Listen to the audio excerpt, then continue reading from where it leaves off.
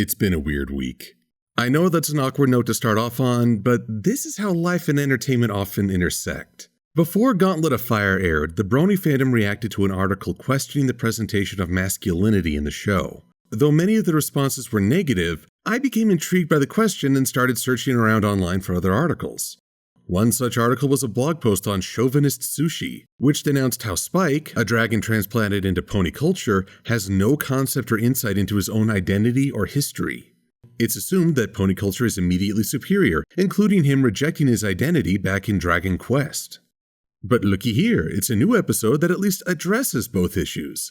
I want to emphasize addresses because there are things worth talking about in future videos. This episode starts off with Spike following the classic script of being masculine, thinking he's there to protect Rarity when truth is that in a crisis she would rescue him. He's there as her assistant. Her very luminescent assistant. Apparently the Dragon Lord called collect and now Spike has to answer, or what? Will he never stop glowing if he doesn't respond? I can think of worse fates. No, wait. I just realized. If this goes on forever, he might end up the star of a Stephanie Meyer book. Quickly, Spike, to Dragon Country. And here's the idea of both dragon history and gender cooperation coming into play. The dragons apparently do have a hierarchy, though it's not very fleshed out. One Dragon Lord sets the rules, but the dragons appear to just go off and do whatever. The prize title of Dragon Lord is up for grabs, but Spike initially wants nothing to do with it. Dragon culture has a lot of traits often considered masculine. The loudest, most physically powerful, and the most intimidating are accepted, while smaller, weaker dragons like Spike are bullied and insulted for not living up to a standard. If not for the threat a new Dragon Lord could represent, Spike would rather distance himself. Even the trial to claim the Fireheart Scepter is set up to cater to a simple philosophy. The mere primitive doctrine that might is right. It's here that Ember comes into play. It's a bit of a switch-up. Ember represents many traits that have been classically labeled masculine. She's aggressive, vocal, recklessly eager to prove herself, but also possessing a strong sense of courage, determination, and honor.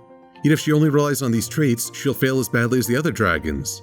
Including Crackle. No! Spike possesses qualities that are commonly labeled feminine. He's much more emotional, other people-centered, teamwork-oriented, but also hesitant, and he reacts to Garble's bullying with passive-aggressive sarcasm. As admirable and gentle as he may be, he doesn't have the competitiveness needed to win the day. So through a series of events, Ember and Spike work together to combine their best attributes to surpass the other dragons. It's only through cooperation and mutual respect that they both succeed. Ember can kick 50 kinds of tail, but she comes to appreciate Spike's friendship and recognizes that kindness and emotions aren't a weakness. Sundre, sundre, sundre, sundre, sundre, sundre. Spike recognizes her strength, but also that she has qualities that make her an admirable leader, and he has no hesitation trusting her as Dragon Lord. This not only gives Dragonkind a better compass for their development, but opens the door to future story opportunities. So I'd say that if gender is a consideration in this show, this episode is a demonstration of how great things are accomplished by both genders working in harmony. And I'm going to say that this is the best Spike-centric episode to date. He needed a personal challenge to face, and look at how he got to show his best and bring out the best in others doing so. That's not to say this is perfection. Celestia and Luna, though welcome sights, really only served as background exposition, something that Twilight could have received via mail, although I'd relish the chance to see Celestia's "are you kidding me" expression. Twilight and Rarity are there not as characters, but as proxies for the audience. Their reactions are meant to be our reactions.